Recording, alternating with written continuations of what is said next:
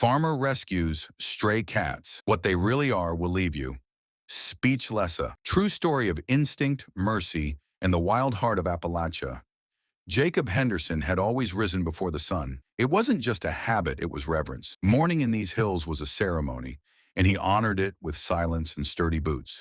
The air tasted like ash and ice, and the hush that blanketed the valley before first light felt sacred, unbroken, like a held breath. His farm, tucked miles from the nearest road and deeper still from any noise that didn't belong, stirred with slow intention. 62 winters had shaped Jacob, carved him from the same patient stone as the hills around him. His joints ached with the cold, but his pace was steady, worn into the rhythms of frost and thaw, sowing and slaughter. The ground was stiff beneath his boots, frost-laced and resisting. He ran a hand along the porch post as he passed, fingers grazing the familiar splinters he kept meaning to sand smooth. A barn owl ghosted overhead, silent and watchful. In the distance, a single crow called out, a flat, hollow sound that echoed like memory. Every sound was known. The hens shifted in their roost, the drip from the spigot that never quite sealed, the creak of the windmill. All of it was stitched into Jacob's knowledge. Out here, quiet wasn't the absence of sound. It was a presence, like something alive, curled in the roots and brambles, listening back. He rounded the barn, breath clouding in front of him, and walked toward the stacked firewood. That's when he stopped. Something had pierced the quiet. At first it was so faint he thought it was in his head, a leftover thread from a dream. But then it came again, a cry, high-pitched, wet, broken like a bird call torn in two, but not quite bird, not quite anything he knew. It came from low to the ground, somewhere behind the hay trailer, nestled at the edge of the slope where leaves always gathered thick as quilts. He froze, turned his head like a fox catching scent. The sound came again. Sharp, alone. He moved slowly, instinct pricking along his spine. Not fear. Jacob didn't startle easy, but a kind of readiness, old as the trees. Mud sucked faintly at his boots where the earth was soft from yesterday's thaw. He stepped past the rusting plow, his breath loud in the hush. Then he saw them. Three small shapes curled and trembling in the shelter beneath the hay trailer, half buried in damp straw and blown leaves, fur matted, eyes glinting. At first his mind reached for the obvious. Kittens. But something in him already knew better. They looked like kittens. At least that's what Jacob's mind tried to make of them. Small, fragile, huddled for warmth beneath the old hay trailer, their bodies trembling in rhythm with the wind. But the longer he looked, the more that idea unraveled. They were soaked from the night's sleet, fur clumped in spikes, leaves stuck to their sides. One blinked slowly, its golden eye catching a slice of morning light. The shimmer of it didn't feel like fear. It felt like study, like judgment. Jacob crouched, knees crackling as he went down. His breath came slow, steady. He didn't speak, just watched. The smallest one raised its head. That's when the shape of it changed in his eyes. Something off in the proportions. The limbs too long for domestic clumsiness. Ears tall, sharp, angling like radar toward every creek in the woods. Their tails twitched.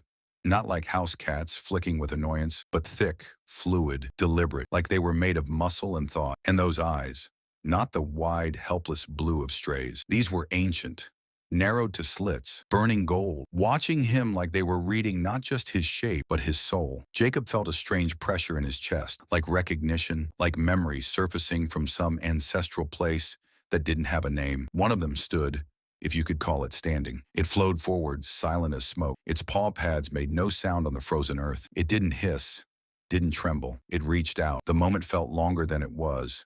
Maybe a second, maybe 100 years. Then its tongue brushed the cracked skin of Jacob's thumb. It was rough, dry, raspy like sandpaper. But it wasn't a warning.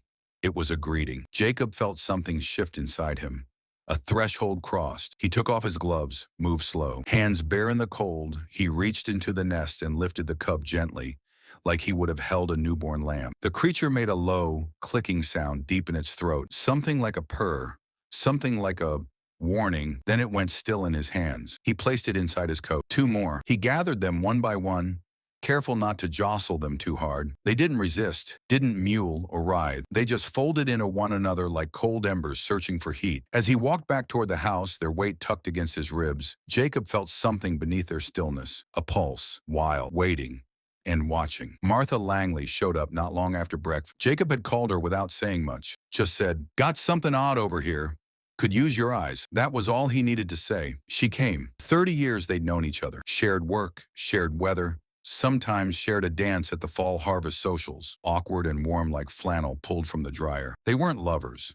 Not exactly, but they were the kind of clothes that didn't need defining. Martha stepped into Jacob's kitchen with a scarf around her neck and a sharp wind still clinging to her coat. The house smelled like coffee, wood smoke, and something else, something raw and living. Jacob nodded toward the fruit crate by the stove. He lined it with old towels, wool socks, even one of his mother's patchwork quilts, tucked in tight around the edges. Inside, the cubs lay in a small pile of fur and heat, silent, watching. Martha leaned over the crate, arms crossed. "They're not right," she said softly after a long pause. "Not cats.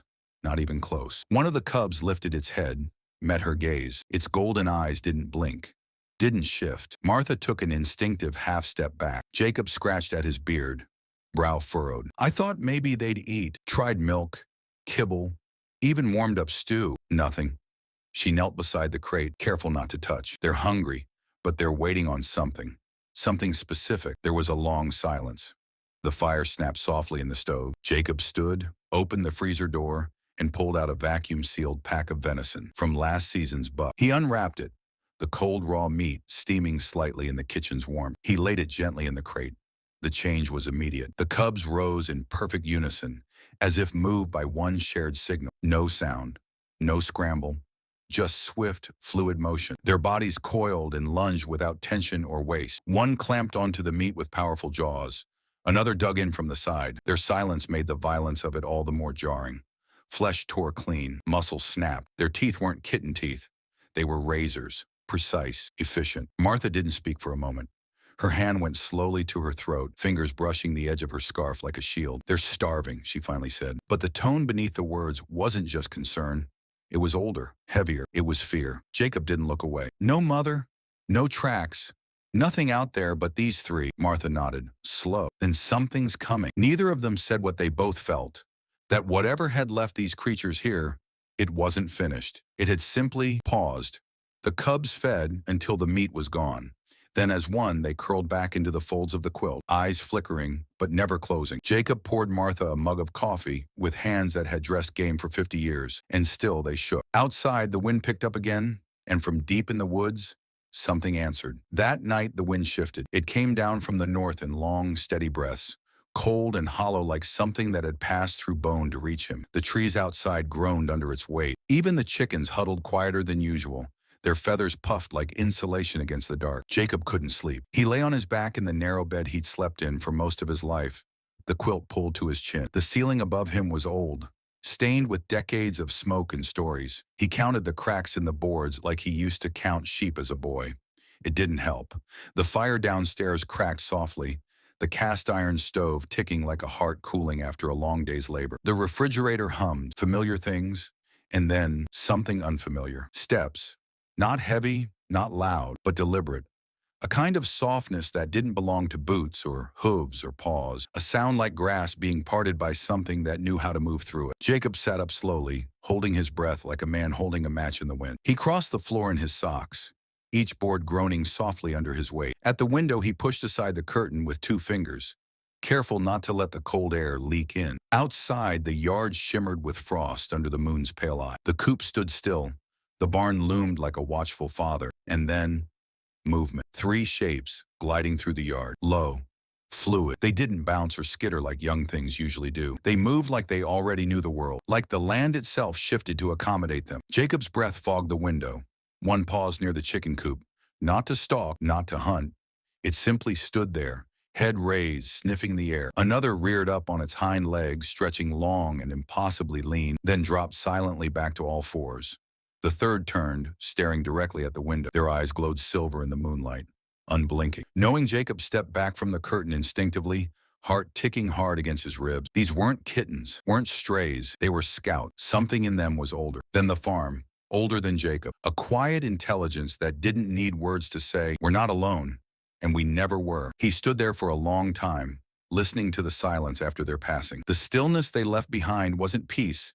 It was pause, like the hush before a storm. Downstairs, the fire had died, and somewhere out in the trees, something else had started to wake. Doc Simmons arrived just after first light, long before the coffee had time to settle in Jacob's cup. The old vet had been serving the valley for near 40 years, half as a livestock doctor, half as the kind of man you called when the wild crossed the fence line. His truck crunched slow over the gravel, tires hissing on frost. Jacob was already waiting, leaning against the porch post with steam curling from his mug. He raised a hand in greeting, but there wasn't much need. Doc had seen the same look in men's eyes before, gritty, sleepless, somewhere between protectiveness and prayer. "Coffee?" Jacob asked. Doc nodded. "Let me take a look first." Inside, the warmth of the kitchen seemed to press tighter now, as if the very air had grown tense with what lived in the crate. The cubs were awake, still, watchful. They didn't twitch or blink or fidget like domestic creatures.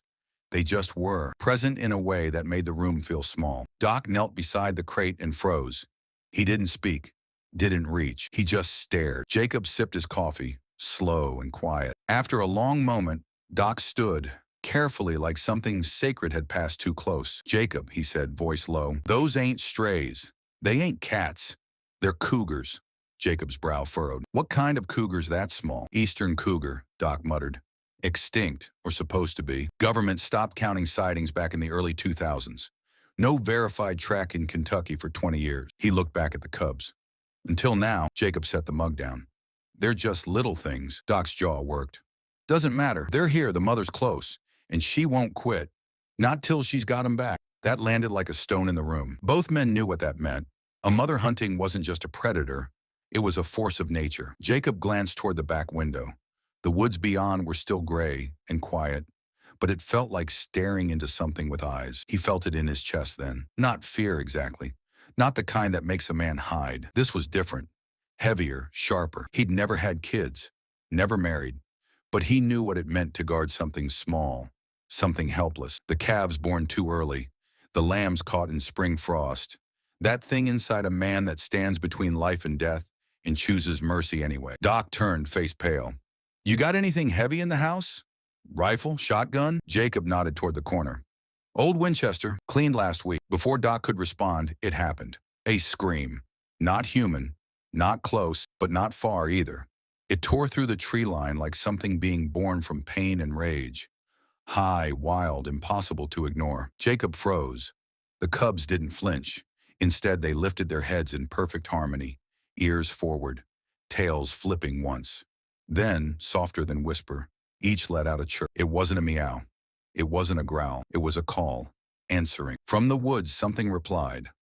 Low, bone deep, a sound that felt like it came from the earth itself. Doc stared at the window, face gone still. "She's coming!" Jacob's hand found the rifle, but his heart stayed with the cubs. She came just after dusk, not like a threat, not like a shadow, but like a truth finally spoken. Jacob had been sitting by the stove, the rifle across his knees, though his hands hadn't touched the trigger. The cubs lay curled in the crate beside him, their breathing slow, but their ears twitching at every creak of the floorboards. The storm in them was quiet for now, but it was there. Outside, the hills swallowed the last light. That's when he felt it. Not heard, not saw, felt. The woods didn't go silent like they do before a predator moves. They went still, as if even the wind was holding its breath. Jacob rose, moved to the porch, opened the screen door slow, so the hinge didn't scream. The cold hit him first, then the scent, wet pine, soil, and something coppered. Then he saw her, a shape at the edge of the tree line, gold and low, ghostly in the dusk. She stepped forward, and the forest seemed to part for her. She didn't walk. She glided. Her muscles rippled with a quiet precision, honed by hunger and motherhood. She was big, maybe 70 pounds, maybe more, the size of a shepherd, but all angles and silence. Blood streaked her flank, a fresh wound, dark against her coat. Her gait was uneven, her right side stiff, but she didn't falter. She carried the pain like a story she wasn't done telling. Jacob's breath caught. She was beautiful. Not in the way people mean when they talk about pets or pretty things, but beautiful like fire is beautiful, like a storm in the distance. She crossed the yard without a sound. No leaves snapped, no frost cracked. When she reached the porch, she paused, just beyond the bottom step. Her ears twitched. Her eyes found his, not pleading, not warning, just watching. Jacob stood in the doorway, rifle still cradled, but hanging like a coat that no longer fit. Her eyes locked to his. She didn't blink. She saw him, not as a threat, not even as a man, just something standing in the way of her young. And then, a shift, not in her, in him.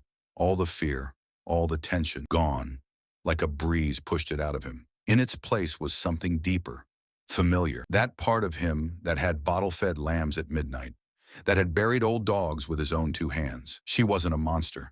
She was a mother, and she was asking. No sound passed between them, but the question was clear, ancient as the soil they stood on. Will you give them back? Jacob moved, not fast, just sure. He stepped aside, opened the kitchen door. She didn't come forward, but she watched. The cubs stirred at his feet. All three rose at once, ears perked, bodies alert. One gave a short, high chirp. Then they ran, not toward the crate or the door, but to her, past Jacob's boots, through the porch, into the dark. They moved like shadows being called home. She turned. With one look back, she vanished into the trees. No sound, no rustle. Gone. Jacob stood there a long time, staring at the place she'd been. The porch light buzzed overhead. The fire inside hissed softly. He didn't move. Didn't need to. Some things don't need chasing. Some things just need releasing. 6 months passed. Spring greened the hills in slow waves, softening the jagged memory of winter. The lambs were born fat and curious. The creek, swollen with melt, laughed again as it wound through the low pasture. Jacob's days slipped back into their quiet rhythm, mending fences, coaxing seedlings, checking the same gates he'd checked for decades. But the nights had changed. Sometimes when the moon hung low and orange, he'd wake to nothing but stillness and feel it again. That presence, that breath between the trees, not haunting, not even watchful, just there. The cubs never returned. Not really. But their absence was not absent. It was a footprint, echo, proof that the wild sometimes bends close enough to touch. The story, of course, didn't stay quiet for long. It started with Martha, who let it slip to her sister, who told the pastor's wife, who told the owner of the feed store. Within weeks, local papers were calling Jacob the Cougar Whisperer. Then came the radio spot, then the website. Man shelters extinct mountain lions and lets them go. He didn't protest, but he didn't add to it either. Most of the time, when reporters came, he gave them coffee and let them ramble. He'd nod politely, listen to their theories, their ecological marveling, their half-smiling disbelief. He didn't bother correcting them, because none of them had been there when the mother's eyes found his. None of them had heard the chirp of wild children reuniting with something older than instinct, and none of them had seen the photo. It showed up online, buried in a trail cam forum, uploaded without fanfare by a hiker from the next county over. No one knew the exact location, just that it was somewhere in the eastern Kentucky hills near the river forks. The photo was grainy, lit by moonlight and infrared, but it was unmistakable. A mountain lion.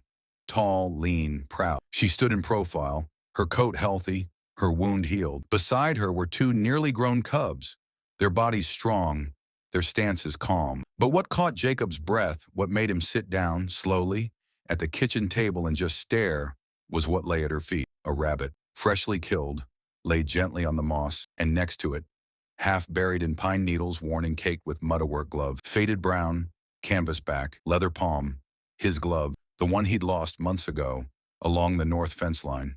He'd searched for it half-heartedly in March, thinking it had been carried off by wind or snagged on a low branch, but now he knew better. The experts weighed in, of course. Unusual behavior, they said. No precedent for it in cougars. Some called it gifting. Others called it coincidence. Jacob just smiled. It wasn't a gift in the way people meant. Not gratitude, not barter. It was something quieter. Acknowledgement. She had returned a piece of him, not to repay, not to impress, but to remind that for one brief, impossible moment, two worlds had crossed and neither had forgot. Time, like the hills, smoothed everything.